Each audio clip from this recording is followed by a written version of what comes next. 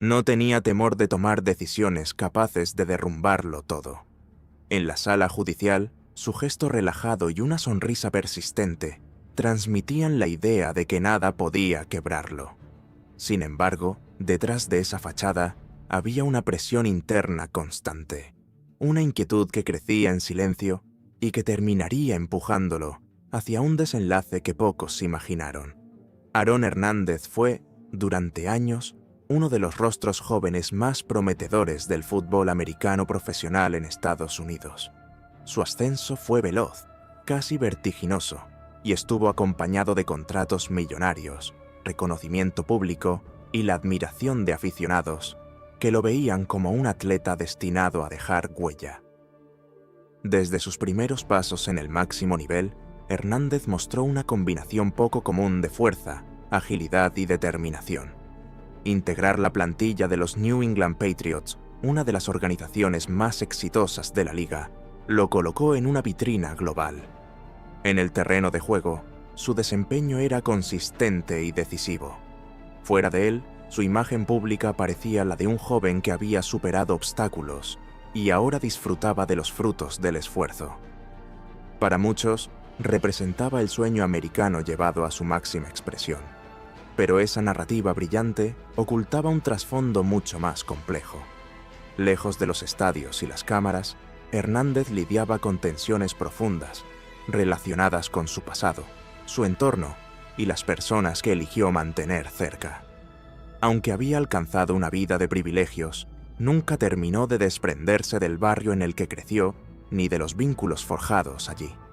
Esa mezcla de lealtad, orgullo y necesidad de pertenencia lo llevó a rodearse de figuras que no encajaban con el nuevo mundo en el que se movía.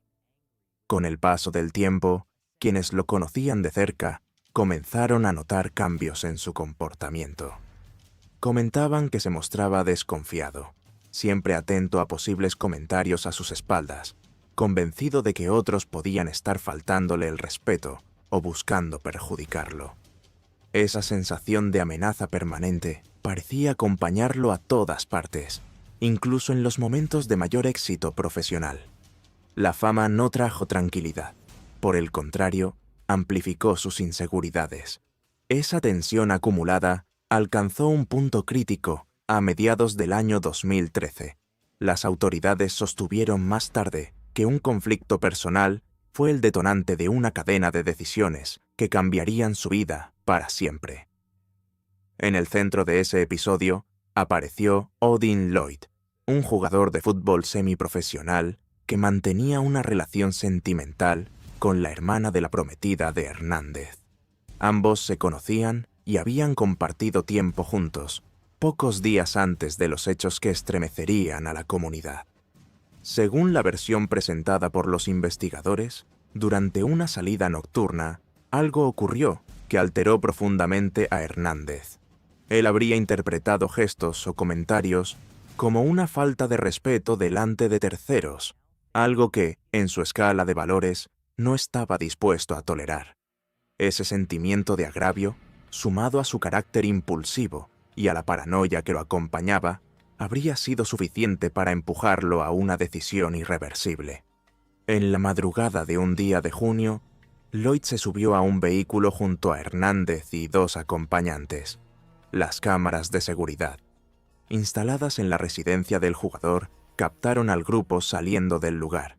Horas más tarde, esos mismos registros mostraron el regreso del automóvil, pero sin Lloyd a bordo.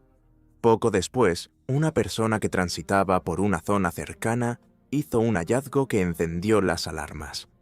Lo que se encontró a corta distancia del vecindario de Hernández provocó una rápida movilización de las autoridades y un impacto inmediato en la opinión pública. La noticia sacudió tanto a la comunidad local como al mundo del deporte profesional. Nadie esperaba que una figura en pleno auge estuviera vinculada a un episodio de esa gravedad. Los relatos de los primeros testigos describían confusión, incredulidad y un silencio denso que se apoderó del área. La escena fue asegurada y comenzaron las diligencias para reconstruir lo ocurrido durante las horas previas. A partir de ese momento, La investigación avanzó con rapidez. Los especialistas analizaron registros telefónicos, intercambios de mensajes y las imágenes captadas por sistemas de vigilancia. Cada elemento parecía encajar como piezas de un rompecabezas que apuntaba en una dirección concreta.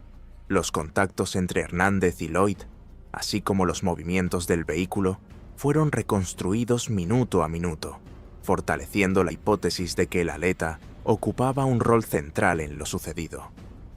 Días después, el giro definitivo llegó cuando Hernández fue detenido en su propio domicilio, ante la presencia de cámaras de televisión que transmitieron el momento en tiempo real.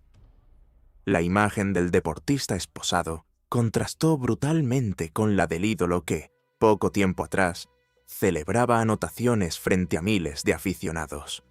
Para muchos, fue el instante en que el mito se derrumbó y dio paso a una realidad incómoda y perturbadora.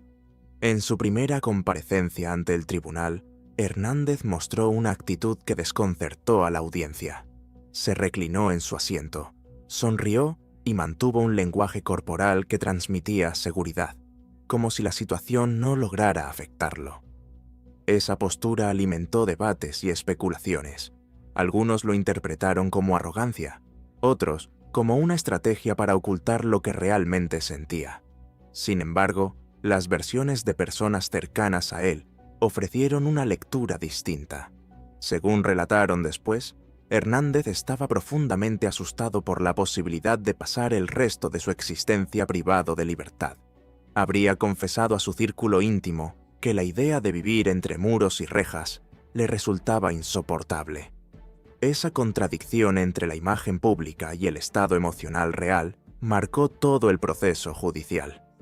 Mientras la fiscalía presentaba su caso, el volumen de pruebas aumentaba. Se exhibieron grabaciones, peritajes técnicos y testimonios que buscaban establecer una secuencia clara de hechos. Los fiscales describieron a un hombre dominado por el orgullo, incapaz de tolerar una supuesta afrenta y atrapado en una espiral de decisiones impulsivas. La narrativa oficial sostenía que la combinación de temperamento, desconfianza y necesidad de control había desencadenado la tragedia. La defensa, por su parte, intentó desmontar esa construcción.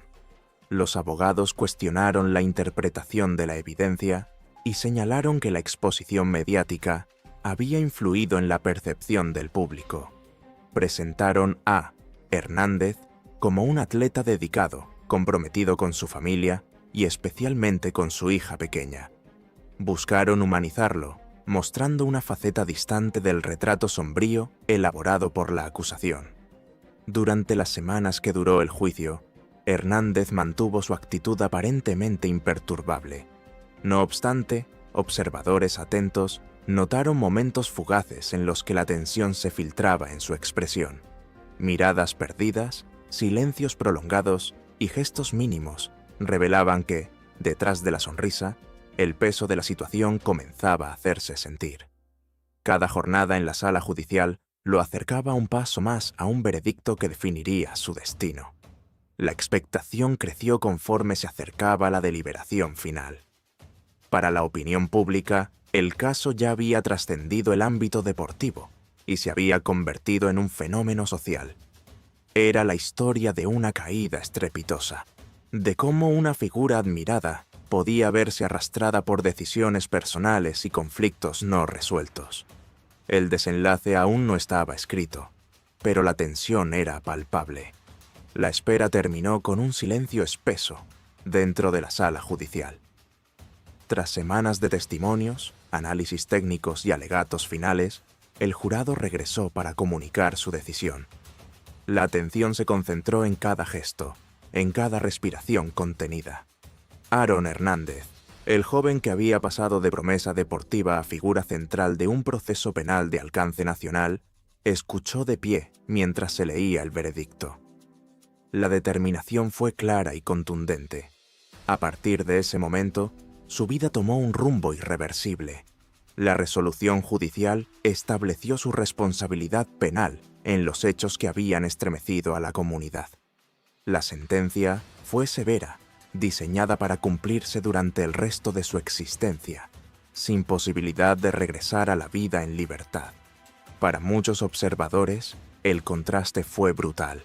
Aquel atleta que había firmado contratos multimillonarios y celebrado triunfos frente a estadios repletos, ahora enfrentaba un futuro limitado a muros, rutinas estrictas y un aislamiento progresivo del mundo exterior.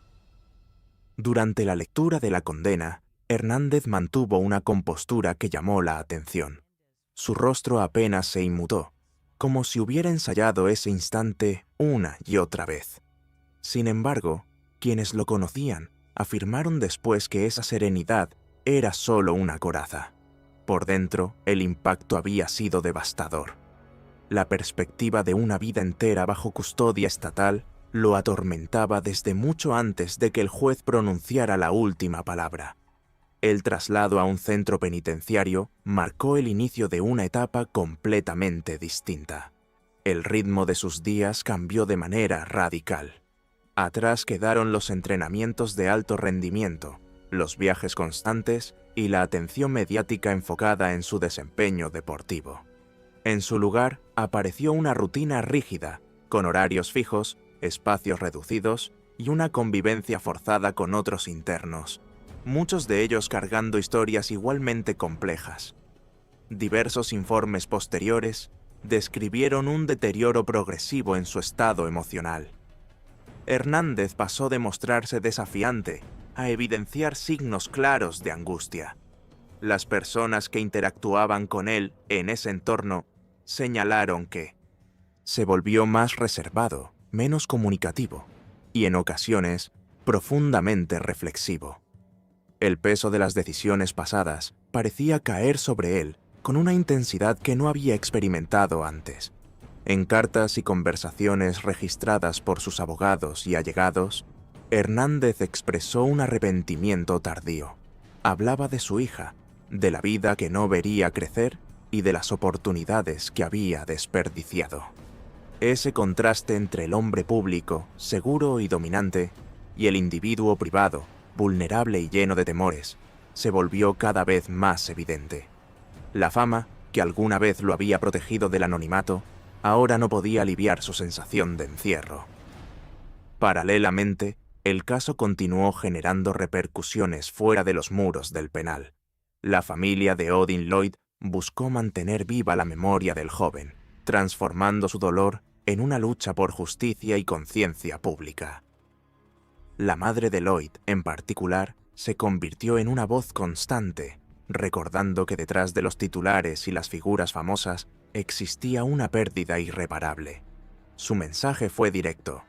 No se trataba de nombres conocidos ni de estatus social, sino de vidas marcadas para siempre. El debate público también se extendió a otros ámbitos.